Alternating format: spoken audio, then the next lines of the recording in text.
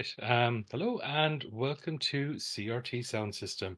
Got episode 45 for you. So we're going to talk about some Fantasy Star Online this episode. And I've got Reese with me as always. Reese, how are you? I'm incredible. 45. That's Where's the episodes. time We're go? gonna Yeah. that's crazy. That's Yeah, we're crazy. coming up to the big 5-0. I'm excited about this one coming up Me because too. This I is this is one of my oh, once when I sat down to plan the podcast, this is like one of the first things I wrote down. oh, I love this fucking this game. I love the music for it. I've just always been a big fan. Um and I know you're a big fan of the original series, I think, more than the online stuff, but we'll probably yeah. get into that a little bit later. Well, Um I did in my defense, I did play I did buy and play Phantasy Star Online for the Dreamcast when it first came out. And okay, I and, interesting. and I had a lot of difficulty figuring it out, but I did play it. Very Um cool. Yeah, so we've got a guest with us to talk about it. So we've got Jimmy Wrong. Jimmy, introduce yourself. Hi, this is my first time as a guest on the podcast. It's my second time, being on one of your recording streams. You know what? I never actually checked if I made it into the episode because I was No, also you were edited out when you game. accidentally invaded the episode. Yeah, I'm the invader. I'm also a current Fantasy Star Online addict, so I'm very excited for this one. Yeah, absolutely. We were talking in the green room beforehand just about how this episode has sort of sent both myself and Jimmy sort of spiraling back into the world of Fantasy Star Online. Um, and it's a game that can be so addictive, but I suppose just to give people a little rundown, I usually get our guests to explain the basics of the game we're talking about. So Jimmy, if you want to just give a little quick sort of explainer on what Fantasy Star Online is and sort of why it is so addictive. So, Fantasy Star Online is a game that Sega initiated when they wanted to promote the Dreamcast modem. I forget the name of the guy, but it was the CEO who died, and he forgave all his debts to the company, which is how they survived into the publishing era. But basically, what he thought was that the next big thing was going to be people collaborating online and cooperating, and he saw that as quite a utopian vision. Mm, Maybe today that's less of a utopian vision, but the idea of Fantasy Star Online is that it is a Diablo-like. It is based somewhat on the original Fantasy Star games, but it has a quite a different aesthetic in mm, terms of how futuristic it is. yeah, And yeah, it is basically designed for people of any language to be able to run around and kill monsters together, which I find admirable. yeah. Not because I think that all the people of the world should be harmonious and one. I just don't like monsters. I think that's fair. Yeah, so Reese, you do so you did have a little bit of an experience with this in the Dreamcast. I didn't actually play this until it hit the GameCube. Mhm. So did you play it online on the Dreamcast or were you offline only?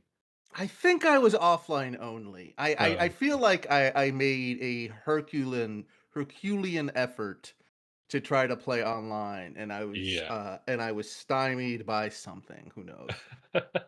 That's my Yeah. memory, anyways. So Yeah. and I recall it having a very. I also bounced a little bit off of, I think, a bit of the kind of Diablo-like nature of it and Mm, not having anyone to play it with, but I yeah. did really enjoy the look and the music of it. I hadn't played the other Stars yet, so this Yeah. was sort of like it's I don't know, want to say it's my introduction to the franchise, maybe, because the other Fantasy Stars are a bit different. I don't know if that's true or not, but certainly Mm, to the retro ones. But yeah. I remember when I finding the boss fights I got into to be very compelling and have very interesting design, and sort of like in my research for this episode, kind of looking at stuff, I enjoyed uh, the the vibes, and I think it's Yeah. aged very well. Even though, there's the old blocky graphics or whatever, the sort of like the colors and the boss arena designs and stuff were very Mhm. interesting. I don't have a strong grasp on what you actually do in the game, or what you want. Are there Yeah, raids? I know there are bosses. There are some bosses, but yeah. it's a little opaque to me. Yeah, I suppose That it level. is sort of it's such an early online game that yeah, it has a very strong identity of its own, but like um there's there's not like a lot of quests or like raids or anything like that, which would be things that would show up in the later games. Like they're obviously there are quests in game, but like it's not nearly as sort of robust of like a sort of continuous experience as something like Final Fantasy 14, or even Fantasy Star Online 2, the original Fantasy Star Online 2. Like that's got a very clear progression that you sort of go through. Whereas this is more just like you just, especially in like you've got there's three episodes in the game, but there's two in the original. Um, that's episode one and two. And you just sort of you have these four levels that you go through endlessly. And there are some variations because there's like procedural generated levels. There's some of them that are fixed depending on quests and stuff like that. Um, so you do get you don't really just get the same sort of depth that you do, but it's still incredibly compelling somehow. Just going through those four stages over and over again. There's an itch that it scratched that just it can't really be explained, I don't think. So is it a matter of you get the treat chemicals, is Yeah, what I'm understanding. You in get the form there's of red boxes. Yeah. excellent, excellent. So and then sort of like you don't have to focus on it because you know the four levels. You probably dream about those four levels. And it's just about like this frictionless experience through these four levels to get as many red boxes as possible. Yeah. That can see the appeal. You really hit on something there. Frictionless is the word. I got my friend Hagelbon. I think your friend Hagelbon also. To play the Mhm. game briefly, and what really impressed him was how quickly you can just get into a game. There is Mm. none of the cruft that you would maybe get with later online games. Like you don't have to stand around and talk to NPCs for hours. Yeah. Everything is very quickly accessible, kind of like a sort of an 8-bit RPG town. You just go around, there's three shopkeepers, you have your medical bay, your quest area. It's really quick to get into. Mm. So, in a sense, it's almost kind of like a replayable beat 'em up. Does that make sense? Yeah, that's actually a like sort of like a belt scrollers type. Yeah, I can see that being sort of a um yeah, I definitely see that now that you mention it. Yeah. Um that's actually a really interesting analogy actually. um but yeah, and one thing I do want to sort of mention as well as you brought it up as being utopian in its conception. Um and I think that's sort of part of the appeal as well, as that like the aesthetic and the music part of it is like it really feels like the future in a way that not many sort of futuristic games will try to capture. Or Um the future itself, even. yeah, It's exactly. pretty shit, folks. It fucking sucks.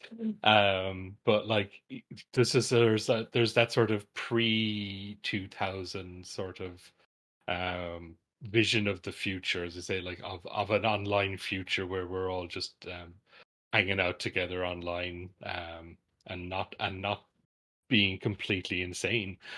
No, That yeah, is it's nice and it's also a little bit naive. That's definitely something about the design I like too, is that it's not afraid to make everything look and they're definitely leading into some hardware limitations, I think, as well, Mm, but they're not afraid to make everything look as alien as possible. mm, There was some sewer level where there was just like this weird cyber worm attacking you as you rush down the sewers, and I was like, this Yeah. motherfucker doesn't look like from the past or the future or from another dimension. It was just like Phantasy Star. It's a very unique, separate thing. So I definitely appreciate that as well. Awesome. Took me Yeah. a second to realize we were just doing Fantasy Star Online 1, pretty much. Well, yeah, If that's correct. episodes 1, 2. So those are the sort of the main ones, and then there was an episode 3, which was a separate game, which is like a card battling game. Hmm. Um, and then for the PC release, then they added episode 4, um, which is, I believe, only available on the PC version. I don't think any of the previous versions ever got it as like DLC or anything like that. That's Um, correct. so So is that a separate game from New Genesis, or is this all yeah, Fantasy Star Online? that's all separate. So New Genesis is an updated version of Phantasy Star Online 2. Okay. Um, Yeah, so Phantasy Star Online 2 was Japan only for years and years, and then in like 2020 got a worldwide release, and then like in 2021 they updated it Hmm. to New Genesis, which is like a completely new game, essentially, just sort of on the bones of Phantasy Star Online 2. And you can just play it as a separate experience to Phantasy Star Online 2. But like your characters carry over, and like some items and things like that can be carried over between the two. But they're functionally different games. It was a really, really weird thing that they did, to be honest. Probably should have just done like a clean break from Phantasy Star Online 2 to New Genesis, to New Genesis. I keep wanting to call it Neon Genesis because of Evangelion, but yeah, it was a weird choice, and probably worthy of an entire series of episodes. Because there's something like 12 different soundtracks just for Phantasy Star Online 2 at this stage. It's a really big game. I've been meaning to get into that, but unfortunately, I've been playing so much Phantasy Star Online 1 that because as well, before I forget, it's worth pointing out that Destiny is extremely heavily influenced by the original Phantasy Mm, Star Online. yeah. Elements of the even the enemy, the ultimate enemies, and it's weird because there's another Sonic Team game that Destiny ripped off, and that is that the final boss of Shadow the Hedgehog is one of the main antagonists of Destiny. Oryx the Taken King resembles Black Doom, which I think is it kind of blows my mind that it just flew under the radar like that. I'm going to have to get Reese to verify that for me as somebody who has not played much Destiny 2. But I noticed that you said you haven't played Destiny 2. That implies you have played Shadow the Hedgehog. Yes, I have. Condolences, man. We should start a I support have group. I have not played Shadow the Hedgehog, so I feel Don't, like don't, don't, don't play it. that's So I've that's I've another thing. I've played it quite recently, like in since we did our Sonic the Hedgehog episode recently, where we talked quite extensively about Shadow the Hedgehog. I went and played it, and I really enjoyed it, even though it's terrible. we talked about it on Video Games Are the Worst Thing on Earth on an episode that Oh, that will that be episode with released Madra, one yeah. day. Oh no, that came out. Yeah. Alden has like 200 in the in the can that he's not editing because he's playing Warframe. So which no judgments there because I have done the same thing. That was the episode you had with Madra. That did come out, and I enjoyed it greatly. Oh wait, that did come out. Okay. Yeah. I have a oh goodness, I have a terrible memory. But yeah, what I loved most about hearing about Shadow the Hedgehog is the picture the president has on his desk of Shadow and Sonic. Joe Biden absolutely has that, or Kamala Harris will when she takes over. Absolutely. All right. I think we're just gonna we'll jump into the first block of tracks. Um, Hell yeah. so what I've got selected to start with is just sort of the lobby, just the sort of start of the game where you sort of go into your character select and your character creation and like the in-game lobbies and shops and stuff like that. So the first track is Prenotion, which is the character select song. That's by Hideaki Kobayashi. Then we have Image of Hero, which is the character creation song. That's by Fumie Kumatani, and then the final 3 tracks are all again by Hideaki Kobayashi. We've got Crossing 3084, which is the Hunters Guild song. Pioneer 2, which is just when you're on the Pioneer 2, which is the ship that you spend your sort of where your lobby is essentially. And then the last track is Chaotic Bar, which is the shop theme.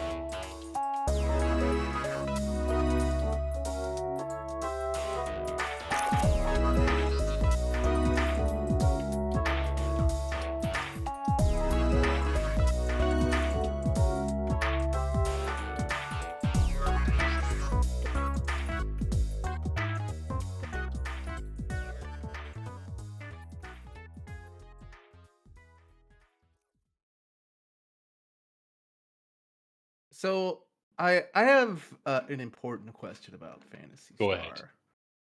Can you dress up as Sonic? In Phantasy Star 2, you can. There's not really much of a dress up stuff. There's not much dressing up going on in Phantasy Star Online, the original game, unfortunately. Well, I think that if I'm going to play any of the Fantasy Stars, then I'm going to have to be playing two. I'm sorry. Who? The entire break, the entire music block was spent with Tom and Jimmy uh, trying to car salesman their way into getting me to play Fantasy Star Online. And they're close, but you can't dress up as Yeah, Sonic. it I is. think that might There be is actually a the fan issue. server. There is actually a fan server where you can play as Sonic. Okay, all right. Let's Okay. And they've let's hacked it so the enemies look like little Eggmen. It has okay. 14 players at Can its peak times, though. So all right. Well, since it's a fan server, can you play as Amy? I don't know, but I didn't even know this Well, fan server okay. Well, existed. we'll do our research and get The back um, the, with this. I'm, I I'm mean, sorry. I'm being very silly. you Um, can give somebody very spiky blue hair if okay. that's enough for yeah, you. I mean, you could probably play as Sonic in the sense that you can wear the same outfit that Sonic wore as DLC in Sonic Adventure 2 for the two-player mod, because there were Uh, Fantasy Star costumes in that. I see. I see. Well, I'm gonna enter all of this information into my gamer decision matrix, and we'll There we'll is see. also there's a weapon that is based on like Robotnik, the Egg Blaster, mm, and there's also a joke weapon called the Sonic Knuckle, which is basically just Knuckles' fists. Um, that music was. Uh, I think that the rest of it is also quite excellent, but I think this first block, because I've been listening to it in the order that you posted it on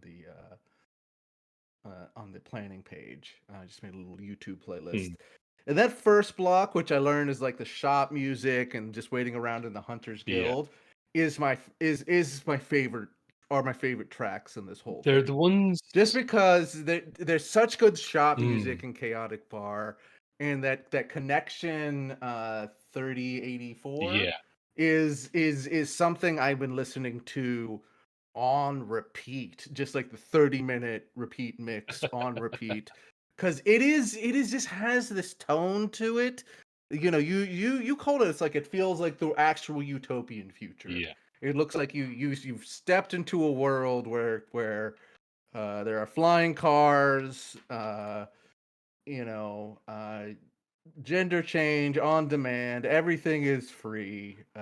It is the only thing that costs money is Costco dogs are still $1.50. Other than that, it's perfect. And I feel like it has that vibe for all of those, and it's so good at like I imagine setting a scene, and have being those because we've talked about it a lot. Just sort of like there's some music that are great tracks for a moment, and there's some video game music that you're just gonna listen to forever, and you need to have a particular vibe for those to work. And this is like rank perfect examples of Yeah, it.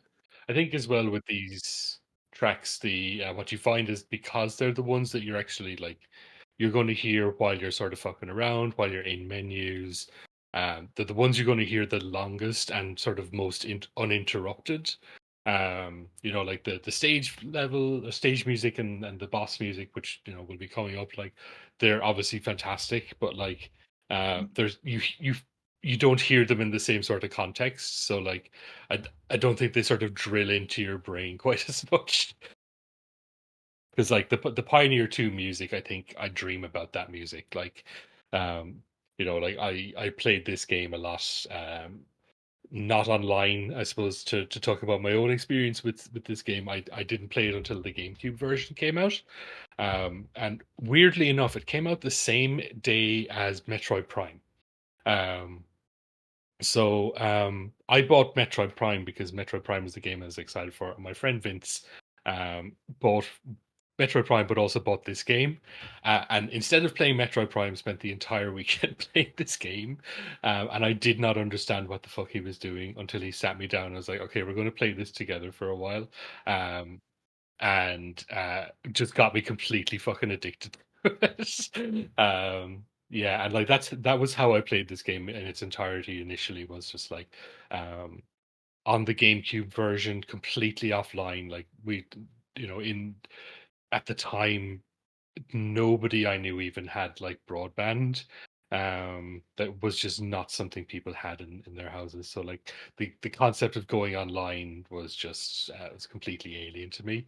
But it had this cool feature, like you could just save your character to your own GameCube, to your own memory card, and just like plug and play it as you went. So like I could play the game in Vincent's house, take it out of his GameCube and go home with it and just plug it in and play it in my own copy. So like even just having that alone was really just something that allowed you to sort of really really get into this game. um, but yeah, as I say, the music is on these sort of opening levels where you would just, or not the opening levels, but the sort of the lobbies and things like that. Just the fact that these are the places where you're just going to spend the most amount of time as like physical places. Like whether you're preparing for quests or whether you're just like selling all the shit that you picked up from a Dark Falls run, whatever it happens to be that you were doing, like that's the stuff that really just drills itself into your brain, I think, the most. It's got that lo-fi beats kind of energy to it, Yeah, right? But definitely. it's a complete. It doesn't sound like anything. I Mm, think like because we were talking about the sort of utopian aspects of the game, and I was suggesting maybe they were trying to make music that had no prior cultural attachment to it. yeah, Oh, there is the MN break at one point, of course there is. It's the MN break, but we can forgive that. It's the MN yeah, break. Um, it feels like nothing else. It still feels like nothing else. yeah. Whatever the synths are that they're using in these, they're just like they do sound like the future in a way that so few things do. So like big shout out to Hideaki Kobayashi and Fumie Kumatani. Like to this day, I think Kobayashi is the main sort of composer for the whole series. Like he's still the main guy that does the Phantasy Star 2 stuff. Um, so like obviously they were onto something when they found him. I think that there is some music in the Endwalker expansion of Final Fantasy XIV that is referencing these synths, if not directly through something else Mm. that is referencing it. And considering what I know about Sokkin and what a fucking absolute gamer freak he is, I would not be surprised if he was like, because a part of the in Walker that you're in when this stuff is playing is that you go way back in time to like a pre-disaster utopia situation. And so it's not the future, but it's so far in the past with different technology, it still has that same Mm. vibe. And they're struggling with that utopia breaking apart because it's like too perfect, and they don't know how to deal with these contradictions coming up within it. And like all of these different sort of like tunes are these sense tones are coming through, and it sounds very similar to a lot of what we've heard here. I'll try to see if I can find it, but Yeah, it's yeah, quite no, good. I'd be interested in hearing that. People have been insisting that I play Final Fantasy 14, and it's kind of put me off. But I think you saying that has sold me on Final Fantasy 14. Thank you for that. I mean, I Final Fantasy 14 is my big obsession. I have more than 5,000 hours in it. So I don't know if I want to sell you on it because it is gonna take away everything you know and love. But yeah, it's great. You should play it. There's a free trial I hear. there's so much of that free trial that's stupid. Um, the uh, one thing before we move on, I want to say that I love is you saying you've dreamed about the music, because that is one of my favorite like nerd things is when uh video games cross the blood brain barrier into your dreams.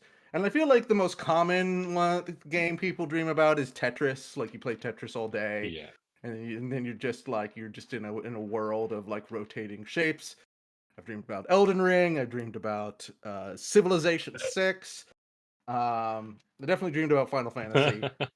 And so I'm excited I'm gonna, if you have anything to say about your Fantasy Star dreams next break, I want to know.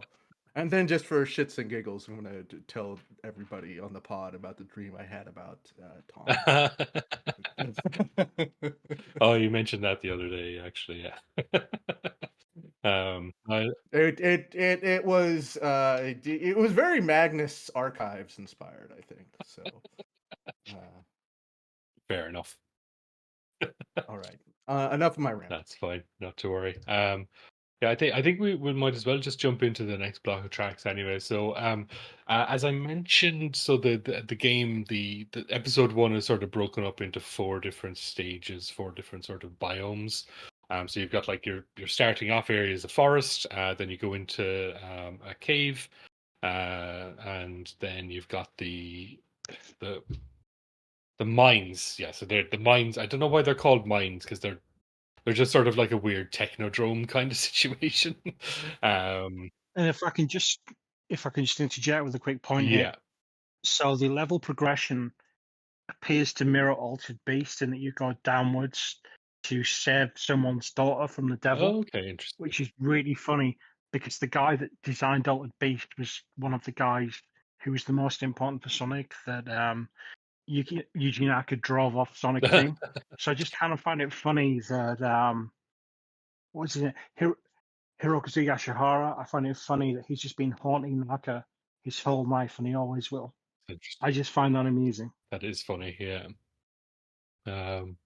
Where was I? Oh yeah, so the mines, and then the last stage is the ruins, which is where you sort of end up with the last boss. So for each of them, then there's two themes, and there's like the standard exploration music, and then there's when you're in combat. So just for this first block, I've just grabbed the forest exploration music and the forest combat music, and then I just have the ruins combat music. So I've just got those three. The first two tracks are called Mother Earth of Dishonesty Part 1 and 2. And then the last track is called Revolution of the Origin. All three of them by Hideaki Kobayashi.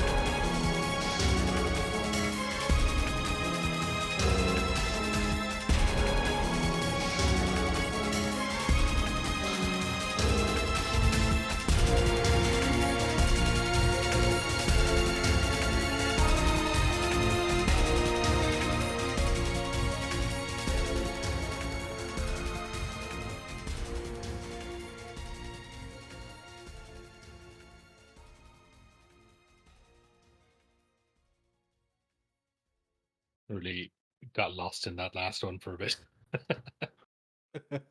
Just the way the strings come in on that over the like there's so many like sinister synths and sort of and stuff like that through the whole track, and like Mhm. the whole stage is sort of all these sort of really muted purples and greens and stuff like that, and like it's got some of the most fucked up looking enemies. There's like a lot of fucked up looking dudes in the ruin stage in particular. So like, because everything's just been corrupted by Dark Falls, which is like the big sort of the big boss of pretty much every Fantasy Star game. Mhm. It's one of the few recurring sort of things is that the last boss is Dark Falls in all of them. But like, yeah, it's the way those strings come in though through like through the synths to sort of like give that sense of hope and that sense of like, we're nearly at the end. We're gonna go kill Dark Falls and hopefully he'll drop some nice red boxes for us. um, And the first time you get to Falls, you're in for a surprise. I think maybe the first moment of psychological horror I ever encountered in a game properly, and it just messes with your head, man. I watched a video of somebody fighting Dark Falls, and if I recall correctly, there. I don't know if it's the whole boss or there's like a phase where he gets like this like iridescent webbing on his wings or something. Um, I don't know if that's mm, Dark Falls, but it's one of the late game bosses, and it looked That's fucking him. incredible for the yeah. era. Like that is not iridescent is not something early consoles where you could pull off very well. And it was not quite actually iridescent. It was a very clever sort of like rainbow streaming, like moving Mm, rainbow texture. But it looked incredible and it looked yeah. terrifying. It looked absolutely fucking terrifying. There's a whole phase that's basically just that. Yeah. His final phase. Actually, that's a good point. I don't know if I want to spoil it, but I shouldn't be calling Dark Falls he because it's a consciousness. Mhm. Well, Um, yeah. in the game, and it is kind of a spoiler. It's technically, but not quite female. It's again, it's like Cronenbergish as hell to explain why. Like Yeah. the whole game as you're Dark moving Falls down. is trans. Okay, maybe now you're convincing Um, me. so basically, okay, I am going to spoil this. Spoilers for Just Phantasy it's Star it's a Online. 20-year-old game. Go ahead, spoil it. I'd say. I So guess this is your spoiler warning. If you. So in the classic in the classic Fantasy Star Online games, and also I think in a few of the later ones, Dark Falls is an emission of the Profound Darkness. Hmm. Mhm. In this game, the origins of Dark Falls are somewhat obscure. Um, Dark Falls has basically manipulated everything to cause this Exodus program to the planet, so it can find a worthwhile body. The whole game, you were tracking down this heroic scientist called Redring Rico, who's the daughter of your main government quest giver. At the end, you basically go through the boss teleporter inside this biomechanical spaceship.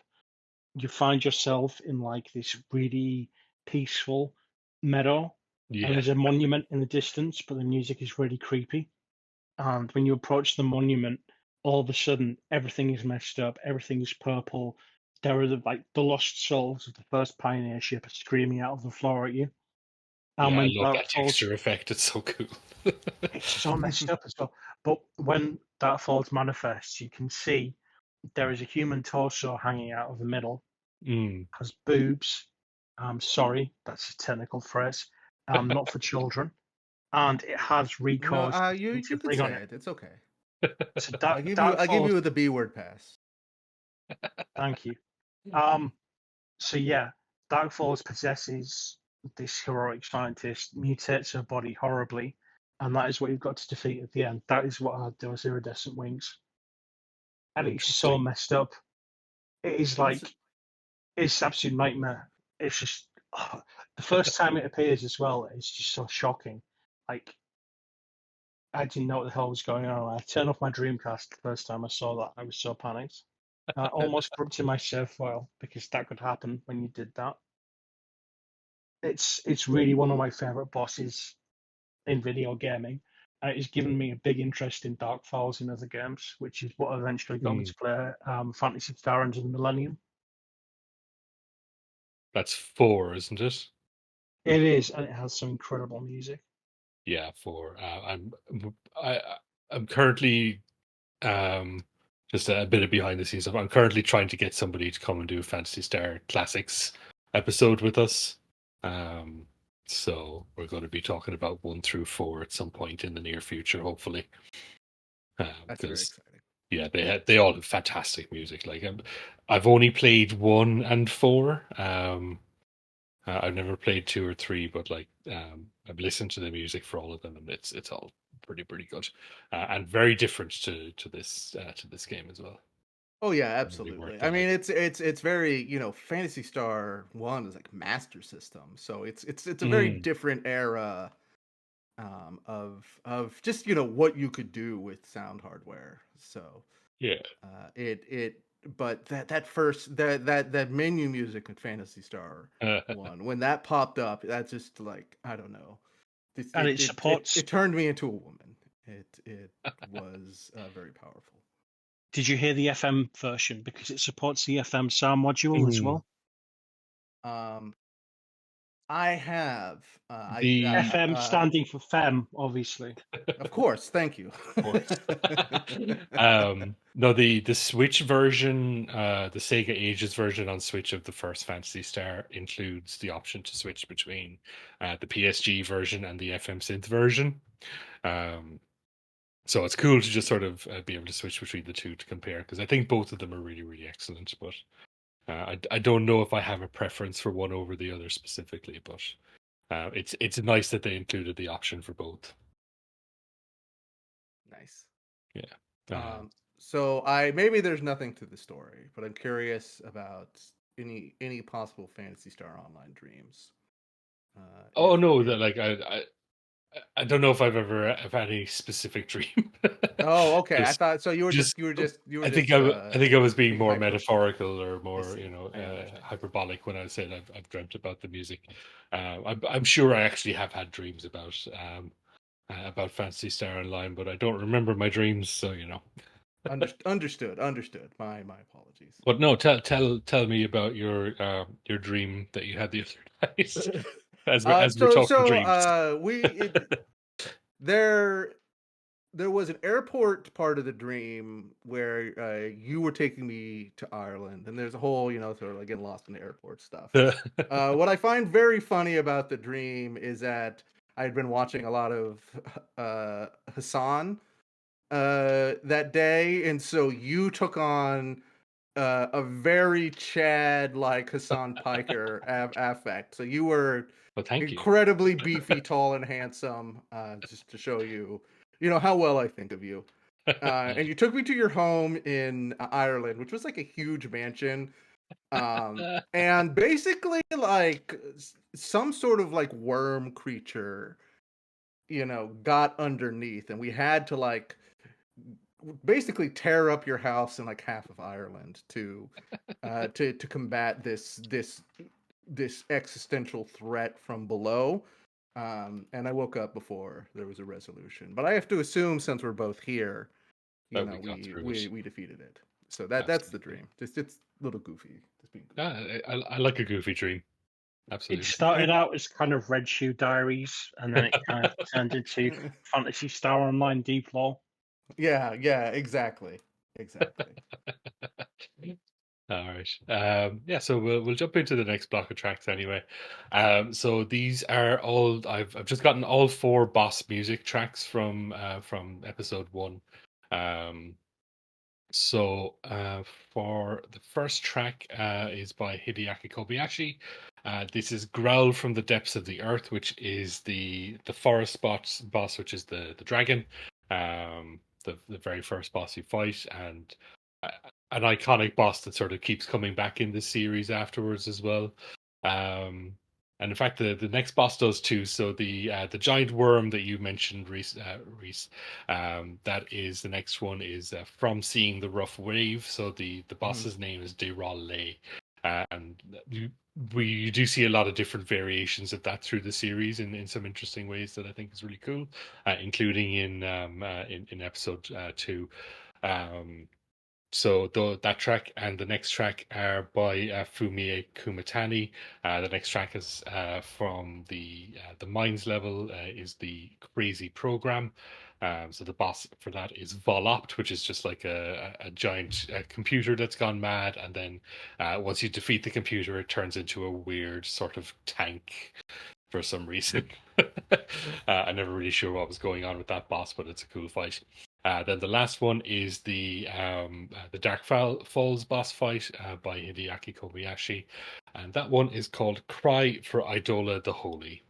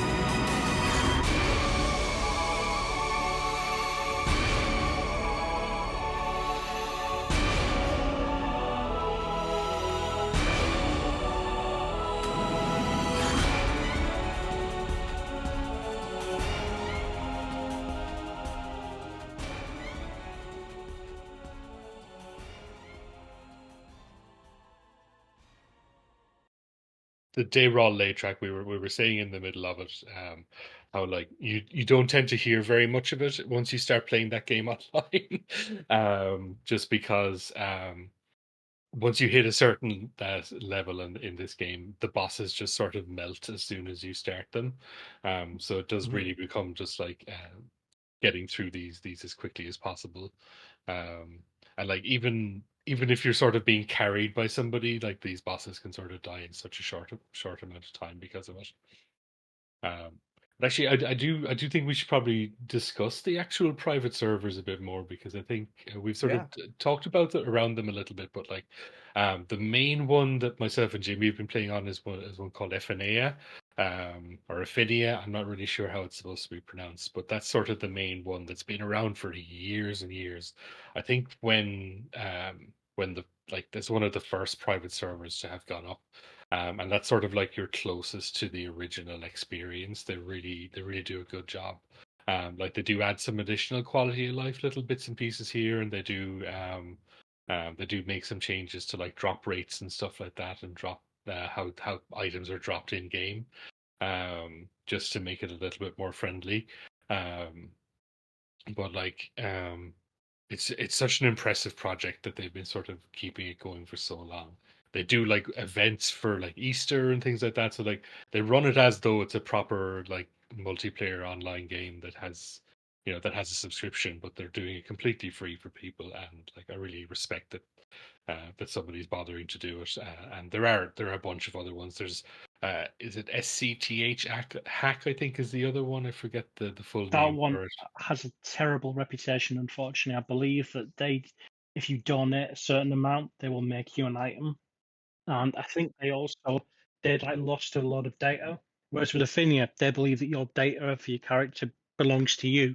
So every Yeah. week, what I do is I just request a download of it. And Mm. heaven forbid, if something happened to Affinia, I could just start a little server You can somewhere, start like your on own little Raspberry Pi or server. something, and I Yeah. could just play all by myself on that and slowly go insane. And that would be Absolutely. lovely, I think. But yeah, there's regularly hundreds of players on Affinia. If Absolutely, anybody's yeah. listening to this and this is what it is you whistle for some Phantasy Star Online, please join us. We need more people to come. This is not a pyramid scheme. It's all right. So how hard is it to set up? What It's so simple. is It's so like, simple? yeah, you download the client from the FNA website, and you make a character and you just sort of go. There's very little to do with it. It's a really, really simple setup process. Do you have a Steam Deck, Reese, by any chance? My Steam Deck is having trouble. Oh I no. need Oh to no. contact Valve about it. It's I we can't get into it. I don't want to cry. I'm sorry. I don't. Well, when it's no longer that situation, you can also play on your Steam Deck. Mm. I play portably. It's just so much fun. Yeah, it's very very easy to set up. I will include a link to the server. It's definitely the one I'd recommend people play on.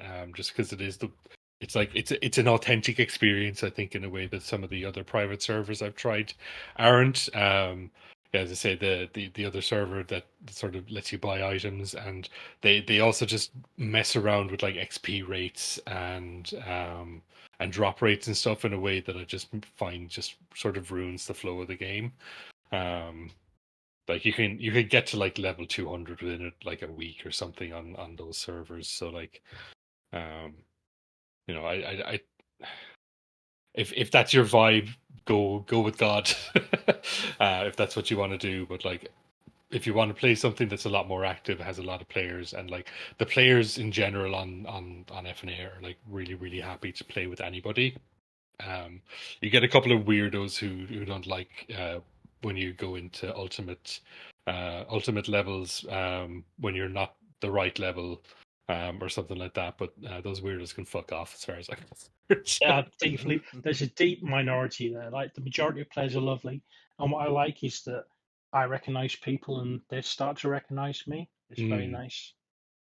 And yeah. also, you can make pictograms to communicate with. I've been able to recreate loss with one of those pictograms. I have been enjoying every time you post loss. Thank you. I'm very proud for The once in symbol my chat life. is like I think that's part of the sort of the vision of the game, as you mentioned, of being like sort of communicating with people across the world without um without needing to speak their language. Like you've got the symbol chat, you've got like for the time quite advanced sort of presets that you can sort of use to talk to people. So like if you use the preset, it just auto translates into their language, and things like that. So like, considering this is one of the first console MMOs, they really had a lot of stuff right out of the gate, which is very, very cool to me. And there's another thing as well. Afinia is a global server. There's tons of Japanese players that play there. There's a lot of American players. There's I think Section Skyline. I forget the guy's exact YouTube channel name, but I will send it to Tom for the episode description. But he's got a really good stream that I've played on sometimes. There's a guy who streams every Sunday, and if you watch his stream and you get to the right lobby, you can just join and play on his stream. There's a small number of people that care, but that's nice. It's a small community. You Yeah. don't really get that. It's kind of personal, which I really enjoy. Yeah, it's very, very cool. I love that. That is certainly very compelling. Whether or not I pull the trigger on it, that is the best stuff about gaming online, which is so horrible and fraught now. Yeah. I'm playing Dark Souls 2 right now, and I don't enjoy how every person who invades me or is like every summon sign is like Hitler 4-star blockout 1488, something like that. So it can be quite dire out there. So it's always nice to hear when there's a little community of nice people. Definitely, yeah. So yeah, we're gonna talk a little bit, I think, about episode 2. So so you mentioned, Jimmy, like the start. You jumped in with version 2, which doesn't include episode 2, if I'm remembering right. Is that correct? Yeah, basically There's, they issued it. I think it was like £10 cheaper, and it was like a sort of patch equivalent. yeah, So the save data was all compatible. It had some balance changes. It had a battle mode. Some of the elements of battle mode were then reused for episode 2 areas. yeah, Um, but yeah, basically that included ultimate mode as well, which had completely different designs for episode 1 areas, yeah, enemies. Everything's got a different aesthetic. And yeah. It's then very cool. after Sega folded, they brought out version 1 and 2, episode 1 and 2 on the GameCube and on the Xbox. And I believe at the same time, there was definitely a PC version alongside the Dreamcast version. I don't know if I got episode 2 until they brought out Blueburst. I don't think it did until Blue Burst, yeah, because I do remember when Blue Burst launched. It like being a big deal in sort of with me and our friends who had been playing the GameCube version, and by then like broadband was something that you could quite easily get access to in Ireland finally. So we for a good while we did get into the Blue Burst version, which is what the current sort of version that we're playing is based on. But yeah, I think that's when the PC version um, got episode 2. So episode 2 is interesting because like it follows a very similar structure where you've got like just a couple of different zones. I think I think it's another 4 zones. But then each of the zones is sort of splitting itself into much more different biomes and stuff like that. Um, so like you start off and you've got like the temple, which is like probably the closest to like an episode 1 type stage. um and then like once you get into like the jungle and the forest and stuff like that, it really sort of starts to increase like the verticality of the level design and things like that, and you can really see the difference in sort of what they were working with hardware wise once they were able to move on to the GameCube, and sort of add in a lot more verticality, a lot more sort of intricate stage design that wasn't really present in episode 1. It's hard to define, but you play episode 2 and you think, this is like a GameCube game. Yeah, it's I thought it was interesting. also an Xbox game as well. Yeah, I believe that those players could play together at one point. I don't know. I say I never played the GameCube version online. I know on at least one of the private servers. So there are some private servers that still support the Dreamcast and GameCube and Xbox versions. And I think that on those ones they do support crossplay between the GameCube and Xbox. But I That's don't the know if Ragdoll server, that's which the also Ragdoll supports server. Yeah. episode 3, and I believe that that's run by somebody who's involved with Affinia. So definitely check that Okay. out as well if you want to play some card battling games in Yeah. the fantastical world of Phantasy Star Online. Episode 3 is really interesting. I was never properly able to get into it, but like, I think it might be sort of a game that could get a bit of traction today, just because everybody loves a fucking deck builder. Uh, um, but like, yeah, at the time it was very, very weird that they went with a sort of a turn-based card game as episode 3 of Fantasy Star Online. Um, it's something I think I'd like to try and get back into at some stage, just to sort of see if I can figure it out. The story is crazy as well. That was it. Yeah, you actually get a lot of back material on the original episodes, and this is the one that takes place after episode 4. So Oh yeah, explaining the chronologically story it's progression after. is just Yeah. whacked. But Yeah.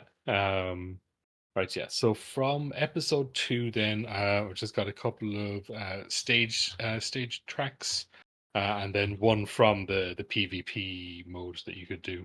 Um, so first track from Hideaki Kobayashi is a longing to ancient times. So that is the temple exploration music. Then I have from Fumie Kumatani the jungle, a forest cage, which is the combat music from the seabed slash jungle stage, and then from I think I don't know where the PvP shows up, but this track just bangs, so I had to include it. Is from Hideaki Kobayashi again, and this one is versus one Tricktrack.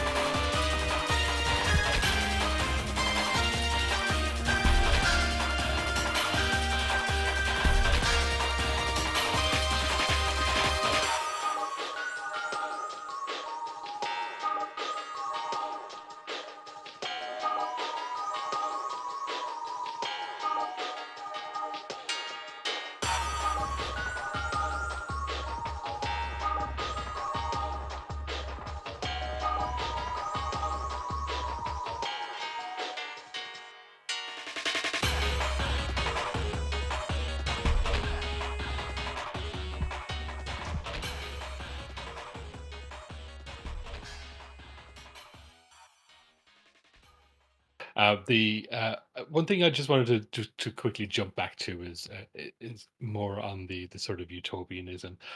Myself and Jimmy were talking about this a while back.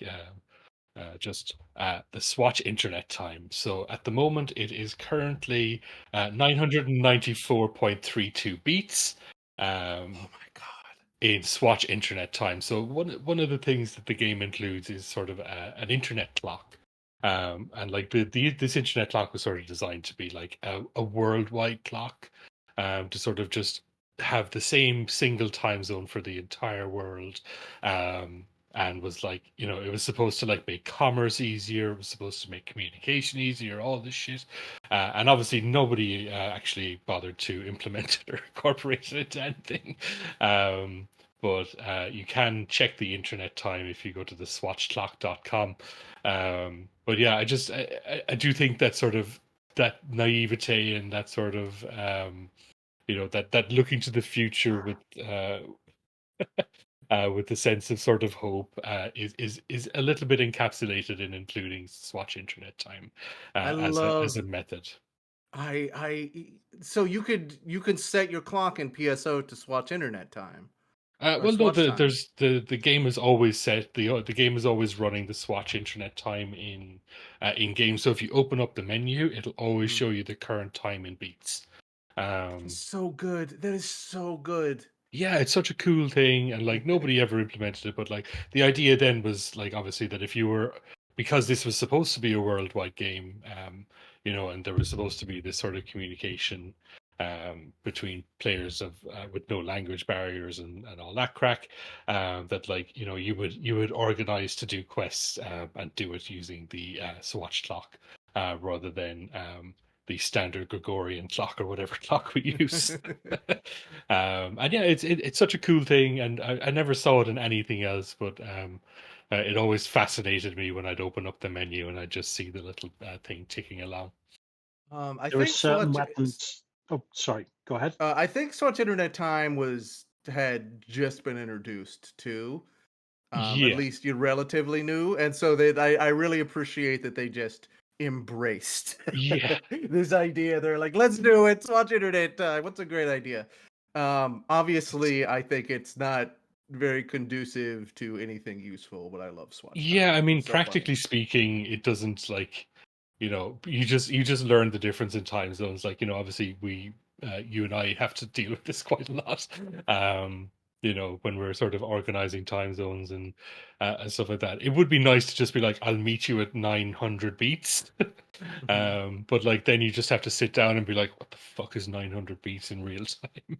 Like it would have been interesting if the world had adopted this in some way, but uh, the fact that they didn't, I do think it's an interesting little artifact of the time, and sort of as I say, it goes to show the sort of the naivete that was sort of that fueled this game in so many ways. Yeah, yeah. Yeah, One other thing that I like, just kind of talking about the utopian gestures, is I really like that when, at least my understanding watching videos about it, when it was first released in Japan, they paid for a year of it came that like the game came with a year of internet service in yeah, Japan just to make sure that just be like, listen, we got you taken care of, which at the time was not nothing. That yeah. was That a was pretty sizable significant. buy-in, and so they were just like, we believe this is the future. Uh, Yeah. Fighting Dark Falls, who is trans. Um, Yeah, and I mean, like, considering that we're in 2024 and like you can still play this game, they were kind of wise in a yeah, lot of ways. absolutely. Like they called their shot, and like it didn't work out for Sega in the end for a lot of other reasons, but like people are still playing this game in pretty significant numbers. Like as Jimmy mentioned, like you can log on to this game and there's going to be 150 200 people playing at any one time, like which for a game that is essentially dead is pretty fucking active. Like you Hmm. know, Absolutely. um, there's games that released last year that don't have the player count this game has. You know, um, and I think part of that is because it was it is that sort of that vision of the future that it did have. That it was like, it tried to be a little bit more than maybe we deserved. Like we failed Phantasy Star Online. It didn't fail us. Agreed. Yeah. Yeah, so the music as well, just to jump back in that, the jungle one is really the one that like one of my favorite tracks in the entire series. I've mentioned that this whole series is just full of incredible music. There's like just even outside of the actual Phantasy Star Online games, so like there are a bunch of these games that have sort of come out. There's Phantasy Star Zero, which is or Phantasy Star Online Zero. I don't know. I can't remember actually if it's Online Zero or Zero on its own, but like it is connected to the online games. And then you had Phantasy Star Nova. There was one we were talking about, which was IDOLA, which was a mobile game. Like there's a lot of these games. It's not just the Phantasy Star Online universe and Phantasy Star Online 2 games. So there's a ton of music throughout of these, and like that jungle one might be my favorite track out of all of them. Just it's such a cool vibe, and like the stage itself is like as we mentioned before, like the the game in episode 2 really expanded what it was, what those stages sort of could be. And just sort of wandering around that jungle and wandering around the beach and stuff like that you had was just like it was such an incredible vibe. I really, really was into it a lot. Awesome. Yeah. Yeah, I think we've got one more block of tracks here anyway. So the last few here are from boss battles again. So these are all episode 2 boss battles. So the first track is by Fumie Kumatani. That is the Frenzy Was. So that's the Gal Griffin, which is just a giant griffin that you fight at the end of the jungle stage. Then we have Hideaki Kobayashi with Growl from the Digital Haze, which is Gold Dragon. So that is the ice dragon from I forget the end. It's from the end of one of the stages. I completely blanked which stage it's actually at the end of. But that's like so it's a variation on the dragon from the first episode. So the first episode is sort of like a standard red fire dragon, whereas the Gull dragon is an ice dragon. So a nice fun little variant on that. And then the last track is IDOLA Have the Divine Blade. So that is the Olga Flow battle. So that is the final boss of episode 2, which is your sort of Dark Falls type character in that.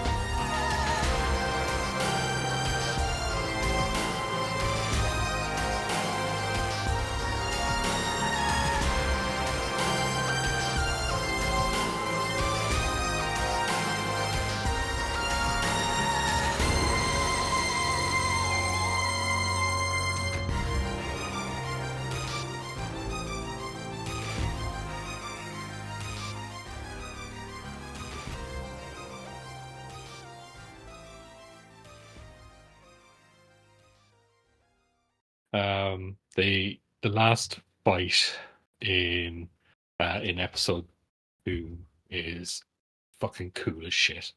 Where the last fight in episode 1 is really scary.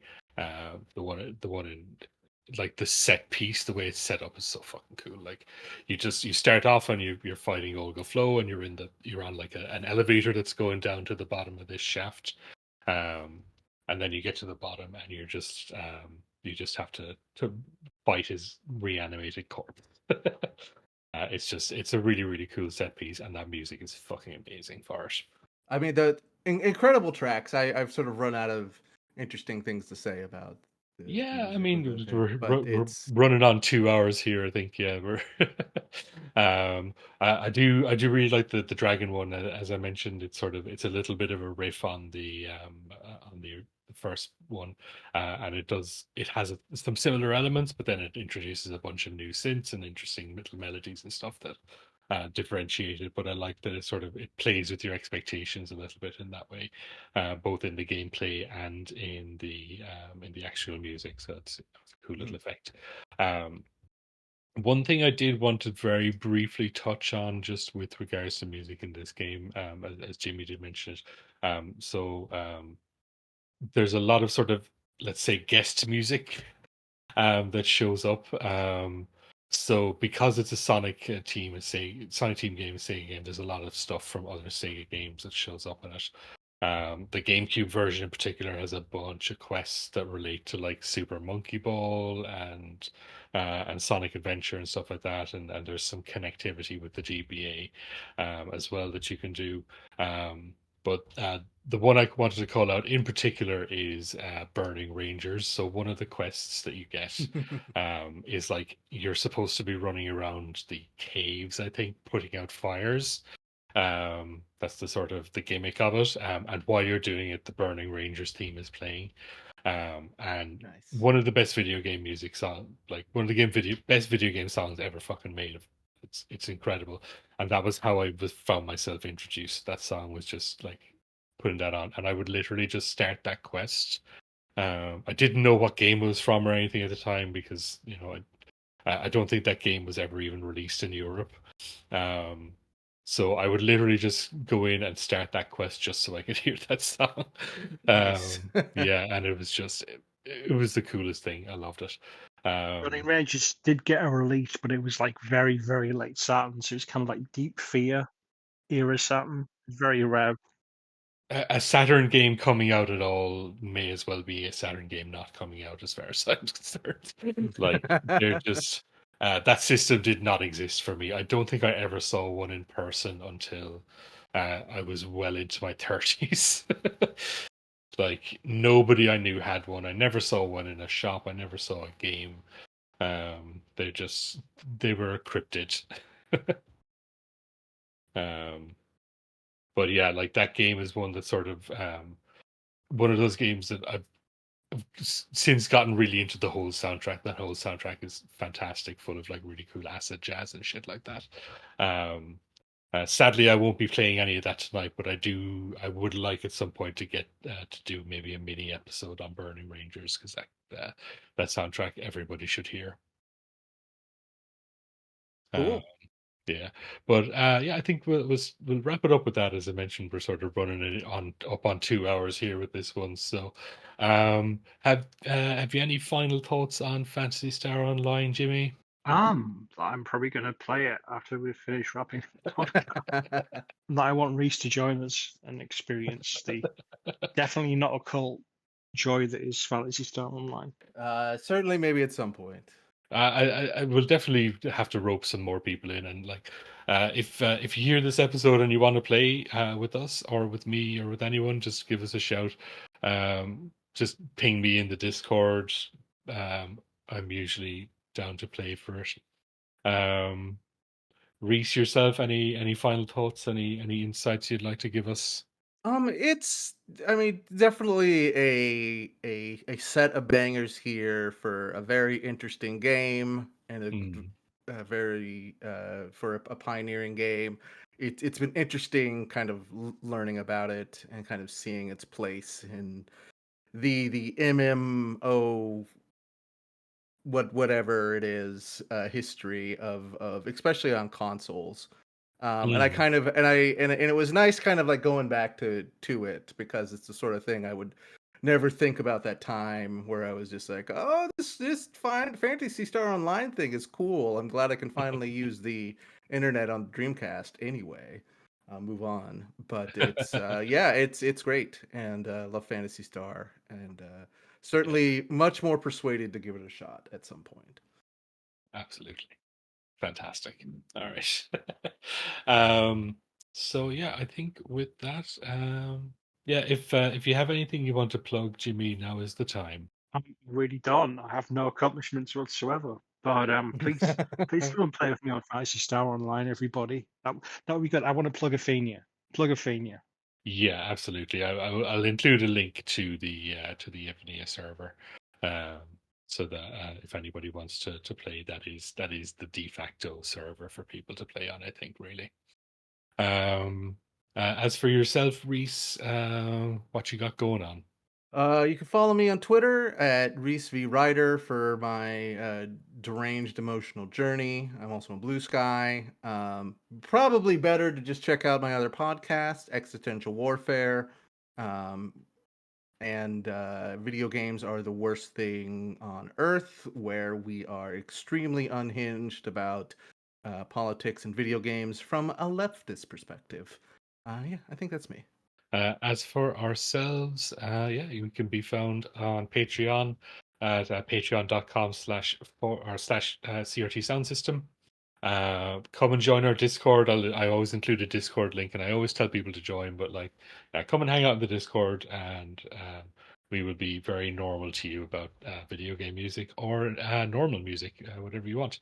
Okay. Um, the we'll be found on Twitter, CRT Pod System, on Blue Sky, CRT Sound System. Send us an email. Come on the podcast. You know, like literally anybody who wants to come on the podcast, I'm quite happy to have them come on.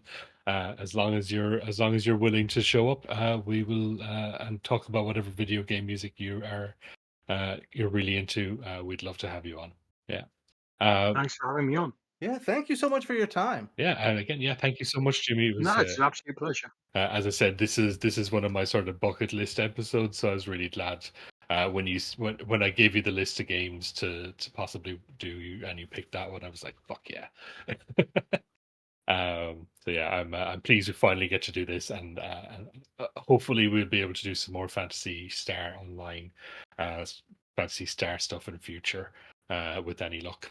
So yeah, the last track we've got then is the ending theme. It's called "Can Still See the Light," and that is composed by Fumie. What is her name again? Yeah, Fumie Kumatani, and vocals by Loren. So yeah, thank you again, Jimmy. Thank you, Reese, and thank you for listening.